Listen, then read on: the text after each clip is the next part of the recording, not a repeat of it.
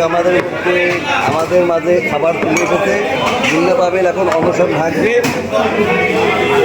আমাদের তাহলে ডিম পরোটা তো এখানে মিষ্টিতে নাই, ঘি পরোটা আমার সেই অনেক 24 ঘন্টা অনশনের পর 24 ঘন্টা অনশন ভাঙার পর মুন্না পাবেল অনশন ভাঙবে। 24 ঘন্টা পার হওয়ার পর মুন্না পাবেল অনশন ভাঙবে।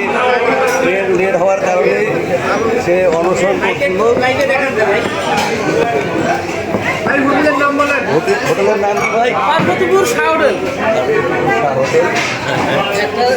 আমরা এখন শুরু করবো। আপনারা কেউ যদি পার্বতীপুরে আসেন, রেল স্টেশনের কাছাকাছি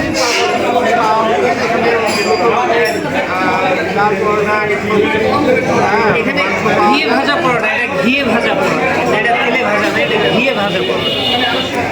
তাহলে ঠিক আছে দর্শক, আমরা ভাতিজা সহ এখন মোটামুটি আপ্যায়ন করি। অনেক সুন্দর লাগতেছে।